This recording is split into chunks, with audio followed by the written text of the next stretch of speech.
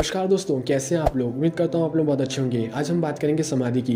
महर्षि पतंजलि अष्टांग योग सूत्र के अनुसार समाधि आखिरी स्टेप है और सबसे ज़्यादा महत्वपूर्ण भी। तो आज हम बात करेंगे समाधि क्या है, समाधि की अवस्था क्या है, समाधि की परिभाषा क्या है और समाधि की समय की स्थिति क्या है। तो दोस्तों आज का वीडियो बहुत नॉलेजेबल एंड इंटरेस्टिंग होने वाला है, तो वीडियो को अंत तक जरूर देखें। So without any wasting a second, so let's get started. समाधि समयतीत है, जिसे मोक्ष कहा जाता है। इस मोक्ष को ही जैन धर्म में कैवल्य ज्ञान और बौद्ध धर्म में निर्वाण कहा गया है। योग में इसे समाधि कहा गया है। इसके कई स्तर होते हैं। मोक्ष एक ऐसी दशा है जिसे मनोदशा नहीं कह सकते। समाधि योग का सबसे अंतिम पड़ाव है। समाधि की प्राप्ति तब होती है जब व्यक्ति सब योग साधनाओं को करने के बाद मन को बाहरी वस्तुओं से हटाकर निरंतर ध्यान करते हुए ध्यान में लीन होने लगता है। समाधि की अवस्था, जो व्यक्ति समाधि को प्राप्त कर लेता है उसे स्पर्श, रस, गंध, रूप एवं शब्द इन 5 विषयों की इच्छा नहीं रहती तथा उसे भूख, प्यास, सर्दी, गर्मी, मान अपमान तथा सुख दुख आदि किसी की भी अनुभूति नहीं होती।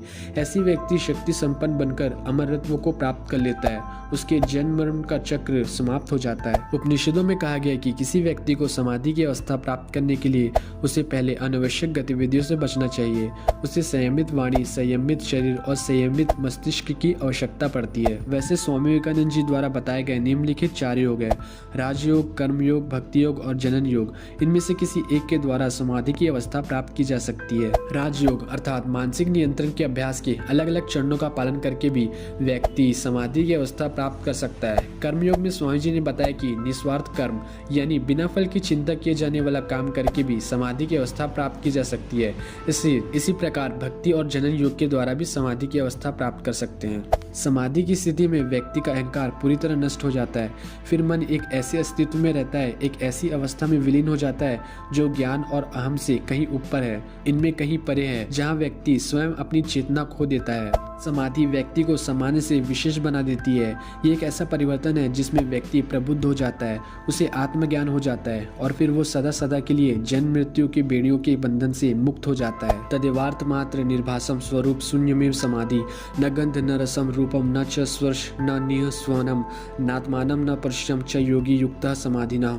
इस श्लोक का मतलब है कि ध्यान का अभ्यास करते करते साधक एक ऐसी अवस्था में पहुंच जाता है कि उसे स्वयं का ज्ञान नहीं रह जाता और केवल ध्येय मात्र रह जाता है, तो उस अवस्था को समाधि कहते हैं। समाधि की अवस्था में सभी इंद्रियां मन में लीन हो जाती है। व्यक्ति समाधि में लीन हो जाता है तब उसे स्पर्श, रस, गंध, रूप, शब्द इन 5 विषयों के ज्ञान नहीं रह जाता। उसे अपना पराया, मान अपमान आदि की कोई चिंता नहीं रह जाती है। दोस्तों, मैं स्वामी विवेकानंद जी और उपनिषद के द्वारा बताया हूँ कि समाधि क्या है। अगर आप हमारी दी गई जानकारी से सहमत है तो नीचे कमेंट बॉक्स से जरूर बताएं और वीडियो पसंद आया तो लाइक करके हमें मोटिवेशन कीजिए और चैनल पर तो चैनल को सब्सक्राइब करके बेल आइकन प्रेस कर दीजिए, क्योंकि इसमें मैं ऐसी स्पिरिचुअल पावर और देसी फिटनेस से रिलेटेड वीडियो लाता रहता हूं। तो दोस्तों अपना ध्यान रखिए, मिलते हैं ऐसे ही कुछ खास वीडियो में। तब तक के लिए जय हिंद, जय भारत।